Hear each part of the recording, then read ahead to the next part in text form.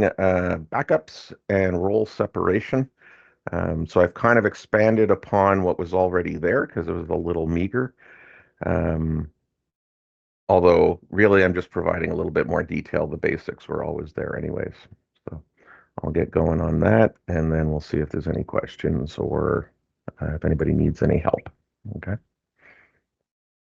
Actually, I'll start right now. Are there any questions about nuts and bolts that anybody has right now before I start spieling?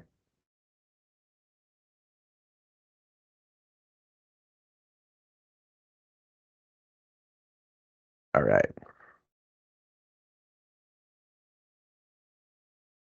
From the beginning.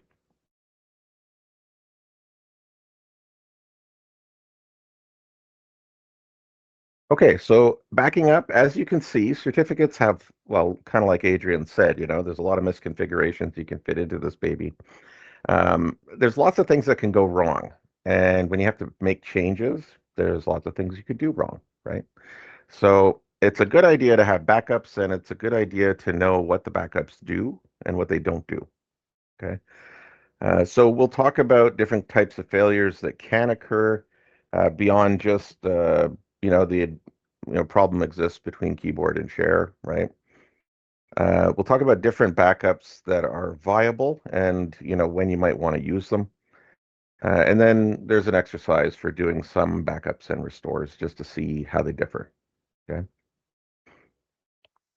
So there are different types of failures that can occur. You can have a failure at the service level, where the service itself is no longer providing answers. So maybe you can't get certs because the service is down. Okay.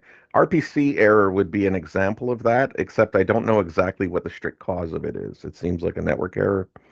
Um, it's certainly a service error of some type, but I don't know what exactly is causing it. But that would be a great candidate for reverting to backup if that happened to you all of a sudden. Okay. No CRLs. So let's say you're publishing CRLs, but nobody's able to connect and check them. That's going to break your whole infrastructure, right? So if those aren't publishing or they got damaged for some reason, corrupted, let's say, you can go to backups to retrieve them, and then you can start over again. Okay, without having to actually rebuild everything. If there's a hardware failure, a full backup is your friend, really. So you'll have no access to the database logs. You have nothing, right? It's like a country song. You lost everything. Depending how bad the failure is. If it was like a RAID failure, say, you could have some serious issues. Network infrastructure failure. So there, usually it's an intermittent loss of connectivity. That can actually still be pretty serious, but it's more temporary. Okay. This actually happened to Apple with all of their devices, like all the devices that they sold to other people. When they released a major update to their OS, and a whole bunch of people went to download it. They kind of swamped Apple's um, network.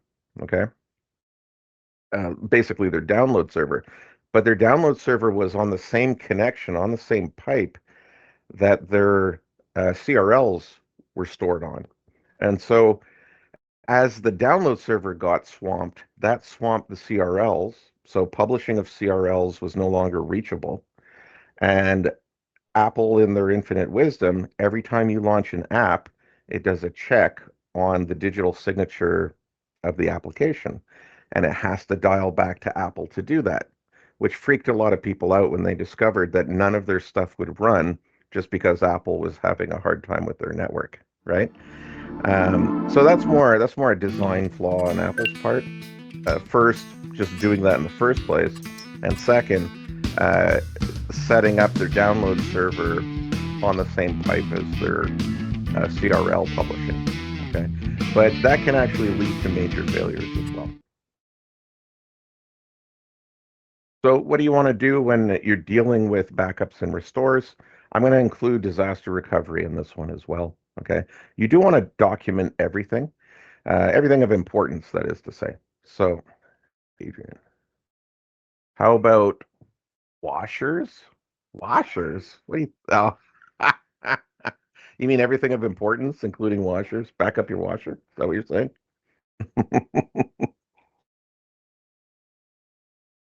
Back up the truck. How's that? Okay, so required documentation, things that you should include regardless when you're documenting, but also for disaster recovery. You want to list all your published templates. Okay, so the ones that you have customized and that you're actively using in your environment, you want to have details on all of those. All certificate template definitions should be included in that. So all the little details that you check off and enable and change, okay, you want those to be published. All permissions and user rights for templates.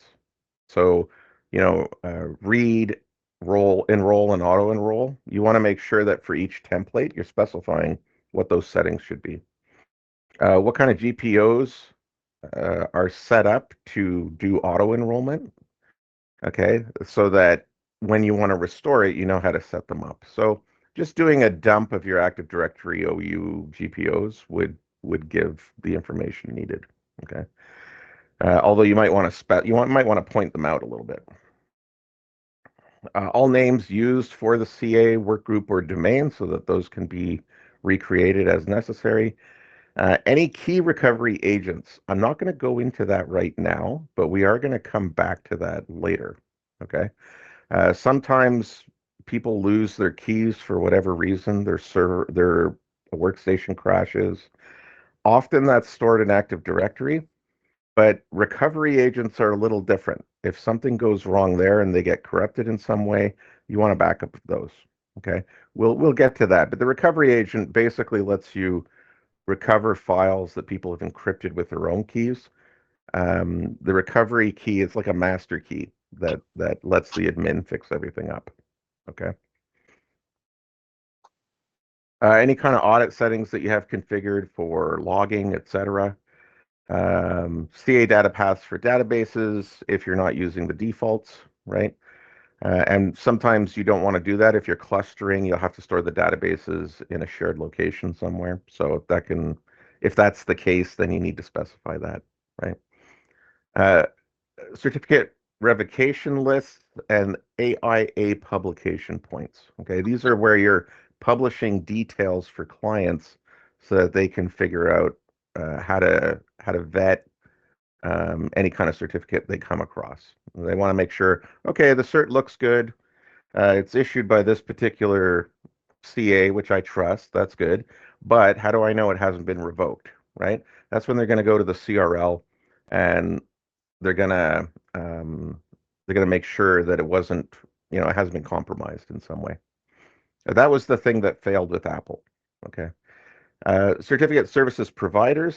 So it's CSP providers, but it's CS providers, right? So any kind of listening services that you have running that are actually answering queries from clients. Okay. Key length of the CA certificate. Those details are important to keep so that when you recreate it, you're doing it at the appropriate size. The typical default is 2048. But it goes as high as 4096, right? So whatever you've implemented in the past, you'll probably want to duplicate that. There's actually files which you can just back up which contain that information. So it's not like you have to necessarily write it all down, but you should kind of mention for key length, refer to this file which is backed up, right? So that would be things like the CA policy.inf.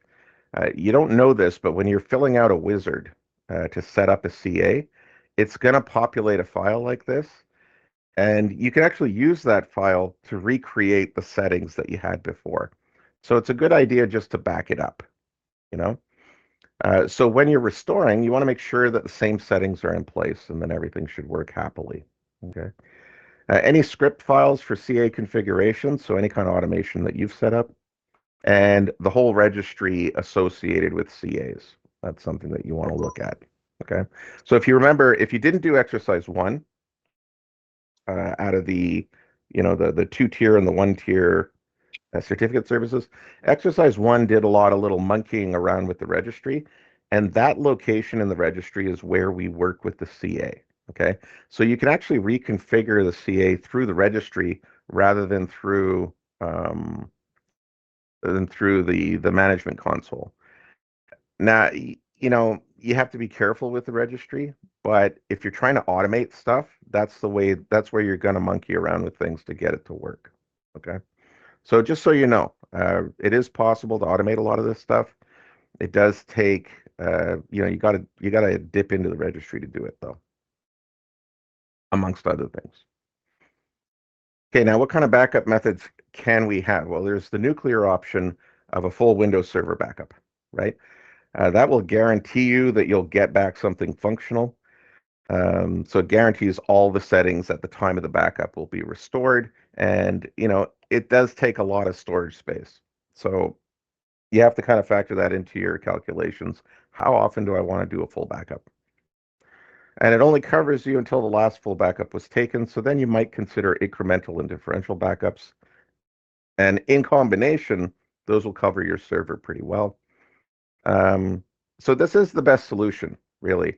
But it's also the most resource intensive and it takes longer to restore everything. So I definitely recommend that this happen, but you don't do it all the time, right? And I include VM backups in this case. So a lot of servers are virtualized these days. If you do a full VM backup, that's the equivalent of a full Windows Server backup, right? And when it comes to your VMware workstations, VMs, just backing up your VM is a good option once in a while. So after you finish exercise 2, a full backup is a good idea. Okay. Now, system state backup is also very good and is a lot less intensive. It occurs much more quickly, it can restore much more quickly, and it actually does cover quite a lot of the work that you do. What it doesn't include, it includes system files, but doesn't include any kind of user files. Okay, so all of that stuff gets lost. But the CA database, which contains all the issued certs and things like that, that's all going to be there. The CA key pair, so that initial certificate that the root CA creates for itself, those are going to be backed up. Um, and then you can restore them, including your private key. Okay. But they're just being stored on the system, remember, unless you specified an alternate location. Registry settings will be backed up. That's necessary as well. And even the IIS metabase for web enrollment. So that is to say, the configuration settings for IIS to make certificate services work. That's also going to be backed up. Okay. So you could use WBadmin, which we worked with a little bit in 2023 as a backup tool, to schedule backups. And this is like and you can do it as often as you want manually as an admin, right? It doesn't take long and it's fairly effective. However, if you've got any certs that are not within this set of backups, so say you've issued certs to users, um, you've published stuff to Active Directory, none of that gets covered. Okay. So there are things that aren't going to be restored in a system state restore, and it's a good idea to have an understanding of what those things are. Okay, this is all that's covered, really. This is very space efficient, so you can take multiple backups, but it just won't back up any user files. So it can't be your only solution. Okay. Now you can actually do a backup through the management console. So you right click on your CA name, so 2515-OLCA, let's say. And then you just go to all tasks on the CA name and then go backup CA. Okay. And then you're going to get prompted for a password to protect the private key because it's going to back it up, but this is not something that you want to lose and somebody else finds it and they have your private key, right? That would compromise your organization. So you want a good password to protect it. And then you have to know what that password is when you're restoring from that backup. Okay. And then it's going to ask you, where do you want to back up to? And you just provide a file name. So the key thing here, that's a bit of a pun. The key thing here is you have to make sure that you you have that password stored somewhere, that restore, the private key password. Okay. So whatever password management tool is available in your organization, that should store that backup password. Okay. Now it'll also back up the database and any logs associated with the CA database. Okay. So you can actually select those, and then you select the destination. So you can choose whether you're actually backing up the logs or not. You select the destination you want to store it all on. That would make sense to be off-site. Okay. This is a very, so by off-site, I don't really mean off-site, I mean off-server. Okay. This is a very manual process, so it's really, it's a one-off. This is not part of your schedule. It can't be. You should not be doing manual backups all the time as your only solution. But sometimes, let's say you're doing a major reconfiguration, this could be a good way to just say, I'm a little nervous about this. I'm just going to back up the CA manually. I'll do my changes, and hopefully I don't have to go to any other types of backups if I mess up. Okay, now there's also a manual backup using the certutil.exe command. This is something, again, that could be scheduled through the task scheduler. So with certutil, you can just run certutil-backup and then specify where you want the backup to occur to. Okay. However, this is also going to ask for a password, and so you're going to have to fill that in, which kind of makes it a little harder to schedule in a secure way, right? So I would still say that this is more of a manual backup option, but you could do that. Well, it really just depends on what you prefer. I think either of these can work. This one, the CA database is also backed up. CA key pair are also backed up.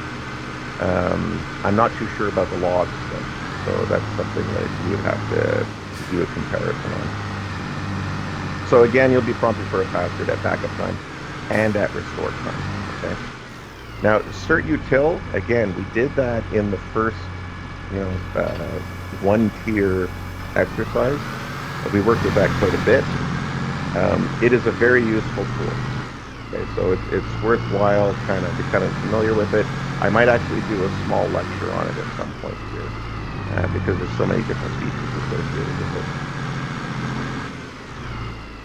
Okay, so as you can see, there's a lot of backup options, and no one says that you have to use just one.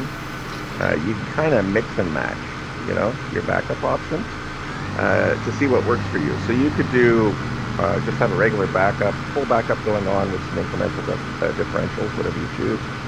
And then you can also have system state backups where you don't have to go to the backup. Let's say that's somebody's specific job.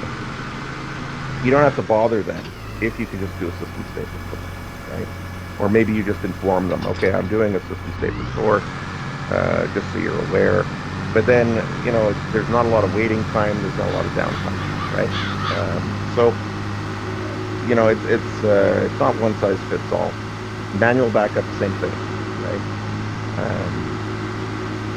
So if you're making significant changes, that might be a good time to do those without having to involve other people necessarily, right? But when you choose to do a restore, you should let other people know, otherwise bad juju can happen and you can get in trouble, right? So system state restores are going to be quicker than full restores, and they can often prove just as effective for whatever problem you're trying to troubleshoot. Okay? So it's not always the go-to, but it's certainly, I always try the quick and dirty fixes first, and that can often do it. Okay, experience over time will tell you when you bump into a problem which one requires a more serious restore, like a more involved restore. Just make sure that you know what can be restored in each case. So a little bit of practice is worthwhile. Okay, and that's really the exercise. Is just try a few different backup methods, try changing a few things, and see what can get restored and what just remains broken. So when you're doing that exercise, make sure you got a good snapshot before you go ahead. Okay. Now let's see. In terms of who's able to do backups, this is kind of important. Um, it depends on the organization, but the bigger you are, the more you're going to want to implement role separation. Okay, where there are some people where you trust them to perform backups, but they don't really administer the CA service itself. Okay, so their job is just to make sure that everything's being done. And then there are other people who may be able to manage everything, okay, or administer it. That's full control over the server. And then there's some who can just check on things. So like a security, let's say you have a security officer, they may be able to do auditing, but you don't necessarily want them getting their fingers into the pie, okay? Now, you can enable this again with CertUtil. So you just set the registry key, see where your CA is, role separation enabled, set that value to 1. That will enforce the separation of those roles: administrator, manager, auditor, and backup operator. So if a user is in 2 of those roles, then the backup won't be allowed to continue. The idea is, we want this to be hygienically divided between the roles, so a user should not be all of these things at the same time. Okay. In a smaller organization, you're probably not going to need this. In a larger one, this can make things cleaner so you know who did what, and if something goes wrong, you can track it down more easily. Okay, so this table just kind of tells you, given the role, what is it that user can do. Okay? So the CA administrator, they basically manage the server itself. Okay? So they'll be the ones who are kind of issuing new certs and cloning templates and things like that. A certificate manager, they get to take the certificates that the templates that have been created, and if a user needs a certificate and they make a request, the manager can say yes or no. Okay. So if you ever go to like VeriSign, GoDaddy, you try and get a cert, there's somebody that's going to approve it. That would be a certificate manager. Okay. The CA administrator typically is not dealing with individuals who are asking for certs. Okay. So it's kind of the help desk tier kind of thing. The backup operator doesn't really deal with anybody except for these 2. Okay. So they don't want to talk to you normally, so they're just like focused on the files and making sure that things can restore properly. Okay, and that's good too. Like, if somebody is doing that as their full-time job, they're doing that for a lot of other things as well. The auditor, they can kind of view and maintain the audit logs, make sure that everything's kosher. This is often a security person or some kind of compliance officer, right? So it's really a bit more hands-off. It's just a bit more of inspection and making sure that things are configured the way they're supposed to be. And then enrollees are just people who can request certificates. So they need to have read and role access, but that's about it. There's really not much else. It's not really a role. It's they're just clients essentially, and that's why we don't really mention it here. They're really just end users. Okay. So in a big environment, this is what you do. We're not really going to do it any further than that in this course because we control everything, right? Now, not forgetting about backups, but putting backups aside, you may want to maintain redundancy so that the service doesn't go down, okay? Because if you've got to go to backups, you're facing downtime, and that's not ideal. You can set up clustering with CAs. But they only support it for 2 nodes. Okay, so you can't do this super robust, like ultra big cluster. You're going to have an active server and you're going to have a passive server, and that's it. Okay, and this only works for Active Directory certificate services, not for the other services like web enrollment or the network device, embedded device support and all that kind of thing. It's only going to be for your basics. Okay. Now, when we say that this is an active passive setup, it means that one of the servers is just sitting pretty, just making sure that it's synchronizing with everything that the active one is doing. Okay. And then if the active one goes down, that passive one can become active. But otherwise, it's just making sure that it's got everything covered. So think of it like if you have an actor and you have an understudy, the understudy can take over if the actor can't do it, but otherwise they don't really do that much, right? Same idea, basically. To get this to work, the database and the log files have to be on a network share somewhere. So they can't be just on the file system. It's a little bit more of an involved setup, but then they can, the passive one can kind of say, are you still there? Are you still there? Are you still there? Oh, wait, you're down. Okay, I'm going to step in, and it has access to that share. Depending on the problem. If there's a problem with the share itself, that can bring both of them down, right? And in which case, they'll both try and be active, but they won't be able to access the database. So it's not a perfect solution. It does help with redundancy. I don't see a lot of organizations doing this, but I don't see everything. Like I know at NATE, they never really did this kind of thing. We're pretty big, so anything smaller than us is probably not doing it either. Okay, the certificate backup exercise. The whole point of this one, because it's really quite small, okay? The whole point is to do a few backups, break a bunch of stuff, and then see what actually gets restored, okay? So in order for this to work without tears, you want to make sure that you take a snapshot or a physical backup of your VMs before you start, okay? Because there are things that will break. You're going to be like, oh, I'm going to use certutil. And then when you actually take a backup, you're going to lose stuff, right? But it's just good to understand what gets lost and what doesn't. So I'm going to kind of leave it to you to determine what things you're going to delete. But it's really try and break it and see what backups can actually restore for you. Okay. And then you can kind of have an idea of when to use what particular backup service or backup option when you're dealing with some kind of changes that you're making. Okay. So for example, you clone a new template, which is something that you could try. Clone a new template, customize it, and then see if it returns after different types of backups. And then if one of them doesn't return it, you're like, okay, so this is not a good option when I'm just cloning a template, right? But then there's more significant changes that you can make, which might be covered adequately, or not at all. So I want you to try them out, basically. Just in terms of some backup advice and suggestions, let's see, which one was I thinking of? There's a blog. Oh yeah, this guy. He actually had a backup script which was available, which is worth looking at. I didn't want to incorporate it into the assignment, but if you're interested, pull that down. It's just a PowerShell script, and you can kind of see what it does as well.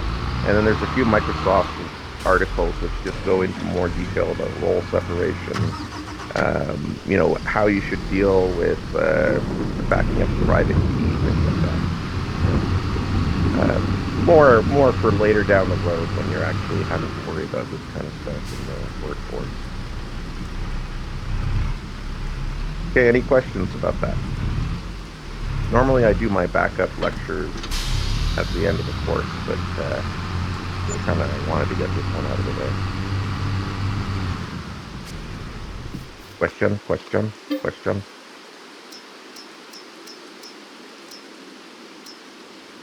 Okay. So, in terms of getting stuff done,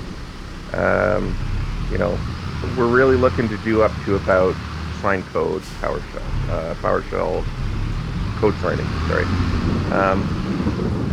We're looking to do that, but really by the end of next class, I would say. Like I said, we're a week ahead. But I'll have something out next class for you in terms of IIS, because that is missing, okay? But otherwise, I'll let you guys go. You don't need to move any further ahead, like ADRMS. That's going to be your first assignment. I want to introduce some other exercises before we get to that, okay? So don't try jumping into that yet.